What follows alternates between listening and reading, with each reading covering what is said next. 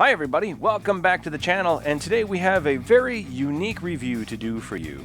In this video, we are going to go back decades and look at one of the very first electronic board games. This one is computer football.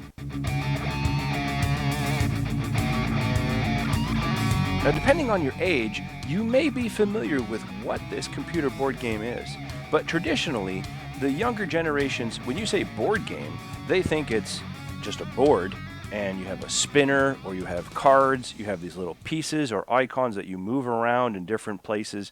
That's what they consider a board game. Well, this predates before Madden NFL ever came to pass on Apple II computers and MS-DOS programs on the Commodore 64 or 128. In fact, this predates Tecmo Bowl that you would play from the Sega Genesis before any Xbox or PlayStation or whatever game console that you're familiar with, even Atari. This is from my parents' generation, and it was passed down to me. There were 4 games in the whole set, and they were all sports related: football, hockey, basketball, and baseball. I'd open the box to show you the state of the box. It is original packaging, and you could also see all of the components that come with this set. Right on top, right here in orange, here are your 4 computer games. And excuse the writing on it. Again, this is from 1969, so it has gone through a few decades of having things written on, and you can see a little bit of discoloration on the pamphlet. But there's your computer football up top, your hockey, and then on the back you have your computer basketball and your computer baseball. And these are produced from Electronic Data Controls Corporation.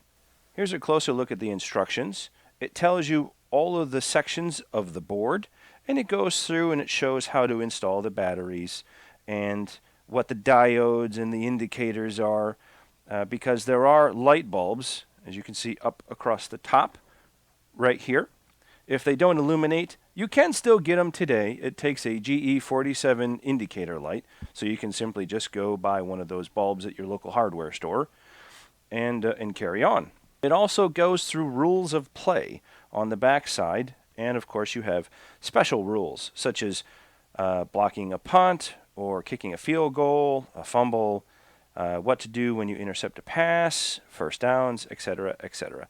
Now, just to give you an idea of how old this is, on the kickoff, it says right here, I'll bring this closer, if you can read that.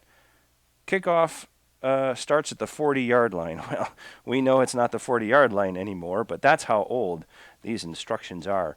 In fact, we even still have the warranty card that came with this game. And that's pretty funny, because usually you send the warranty card in.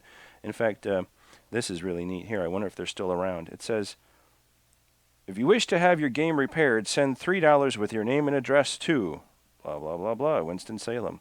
So only $3. You don't even need a self-addressed stamped box, because how else are you going to send this? You can't send it in an envelope, right? But here is the game. Now I'm just going to take it out of the box, and we can have a closer look. Now here we're looking at one of the score indicators.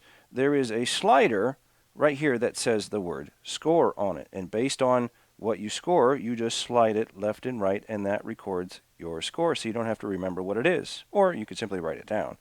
But that part is not electronic. Now, this is the play section. There are 2 of them, one on each side. Now when you're on offense, you hold down the red play button and you select one of the black buttons, in addition to the defensive player holding down a black button on their side. By having 3 buttons compressed, one of the lights will illuminate. Now here's a view of the play board. You have a bunch of options up at the top, and we'll get to those in just a moment. But here are the lights on the left side. So if you have this light up, for example, then you're going to go across the row, and you're going to stop in whatever column you had indicated that you want to do. And that will give you a cell number, and that will indicate whether it's a positive, negative gain, there's a fumble, there's an interception, there's an incomplete pass, there's anything that you could think of that could happen in a football game. This is a close-up of some of the plays that you can select and some of the outcomes that could be achieved depending on which light is illuminated. This knob is your down indicator. It can tell you what down you are in without having to remember. Simply just turn the switch, and that indicates what down you're on. Here is your quarter indicator, and you don't have to remember what quarter you're in because you have a slider with the word quarter on it that can indicate what quarter you're actually playing. Now there's another little indicator here up in the right-hand corner called plays. And as you can see, there are numbers 1 through 16 on the play board. Well, there are 16 plays in a quarter. So it's not timed, and you don't have to keep an external clock. That is how you indicate the end of a quarter. Every time you make an offensive play, you take the slider and you just move it down 1, and the pointer will indicate what play you're on.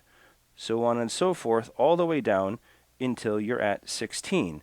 Then you just take the quarter slider and you move it from 1 to 2. And then you take the play indicator and you move it all the way back up to the top and you start again. And you get another 16 plays until halftime. Here is a full view of the whole board so you can see the yardage. There is 100 lines to resemble an actual football field. We have a ball and has a tip that indicates what your yardage position is. And of course, the direction of the ball shows the direction you are going. You also have a first down yardage indicator. Obviously, you have one side, which is the start, and 10 yards away is your finish line, or where you need to achieve in order to gain another set of downs. Now, this does run on 4 AA batteries, which are in the back. And like I had mentioned, when you're on offense, you have to push down the red button and one of the 4 black buttons, and the person on defense has to push down one of their black buttons. And I will do this just to demonstrate these lights here will illuminate. Oh, there's one that kicks on. Let's try another one. There's another one. And all you got to do is simply go across the row again to the column that you indicate, and that will tell you what your outcome is. For example, let's say we have first down and 10, and I'm on my 40-yard line. And I'm not a conservative guy, I'm aggressive, so I want to go for a long pass. So I'm going to place my place selector on the long pass column, and I'm simply going to press a combination, and the defense will press a combination here, and it will be line 6. So I simply just go across line 6 to the column that I had selected for my play, and this says 15 yards intercepted. Whenever you go for a long ball, there's a lot of interceptions in that column. So basically what I would do is I would move this 15 yards, and then I would turn the direction of the ball around because it is intercepted. Now, because the ball was intercepted, I now have to move my place selector to the interception run back column, and then we also take another turn. However, the other person is now on the offense to figure out how far they run the intercepted ball back. So I'm on defense. So I'm just going to pick one black button. And now the other individual has to now use the red button and a button of their own. Ooh, row 16. So they actually return the ball 4 yards. So 1, 2, 3, 4. So right now, it is their ball, and it's first and 10 on their own 49-yard line. I will reset the down indicator to first.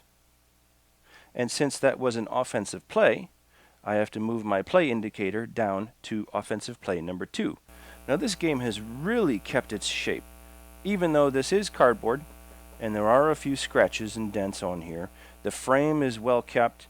It's free from water damage. It's free from corrosion. The lights still illuminate. You can still find spare parts today. And if you're interested in obtaining any of these electronic sports games, they are still available on social media websites and different auction websites. So you certainly can look into obtaining one. And just to give you an idea of what this costs back in 1969, I'm going to pull out my original flyer that I showed you at the beginning of the video, and I will just give you a quick zoom. I hope you can see this orange print right there. This is number 555, and it's $29.95. In fact, the price today on some of the auction websites are exactly that, or very close to. So they're not price gouging, and I'm surprised there isn't more demand for some of these old games that existed back in the day before we had our Nintendos and our Ataris and even our tabletop games. In fact, I think that this was the start of the electronic era where you used to have those handheld electronic games. I had many of those as a kid growing up.